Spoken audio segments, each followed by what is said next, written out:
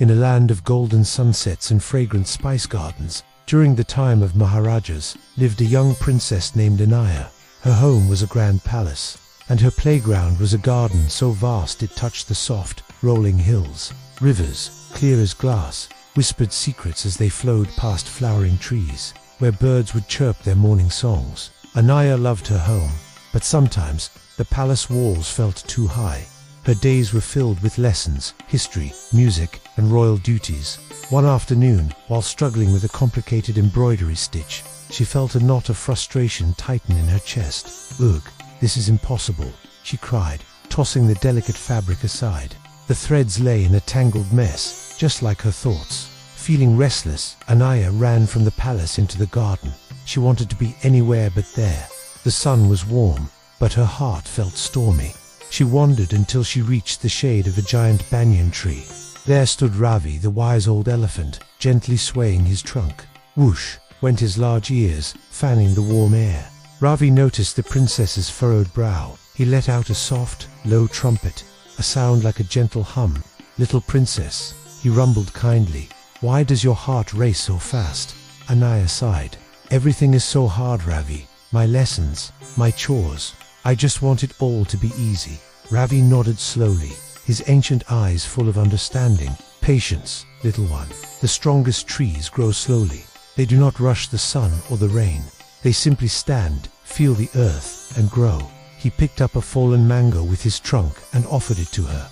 As Anaya ate the sweet fruit, she felt a little bit of her frustration melt away. Feeling calmer, she continued her walk and soon heard a series of playful chattering and a rustle in the leaves above. It was Lila, the monkey, swinging from branch to branch.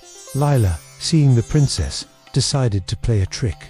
She grabbed a handful of berries and tossed them, one by one, near Anaya's feet. Splash! A berry landed in a puddle. Anaya giggled, but then saw Lila snatch a weaver bird's newly built nest, dangling it just out of the bird's reach. The small bird chirped in distress. "Lila, stop," Anaya called out gently. "That isn't kind." The bird worked so hard on its home.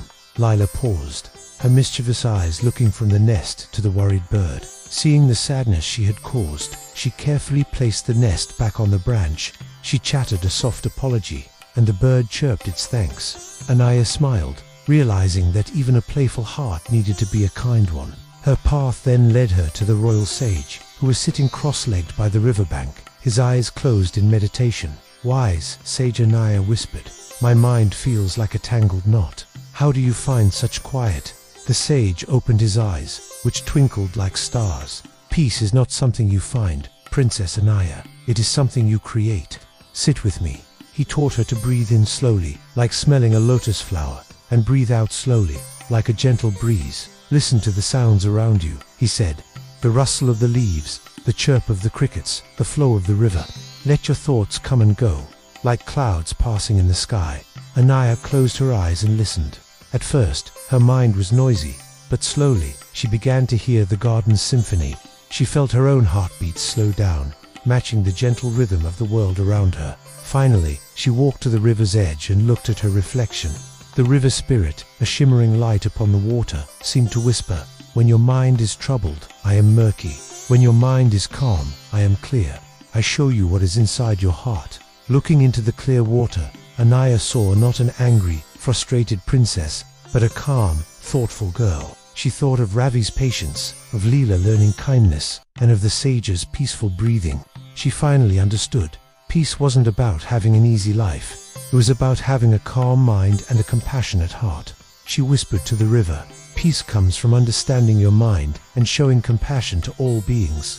Anaya returned to the palace. She picked up her embroidery, took a slow breath, and began again.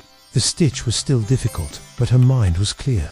The needle moved with a new, gentle rhythm. She smiled, feeling a deep, quiet joy fill her heart. From that day on, Princess Anaya ruled not with power, but with patience and a kind heart, bringing peace to herself and to everyone in her kingdom. Thank you for joining us on this gentle journey with Princess Anaya. We hope her story brought a little peace and calm to your evening. If you enjoyed this tale, please like this video and subscribe to our channel for more heartwarming stories from around the world. Sweet dreams, and may you find peace within your own heart.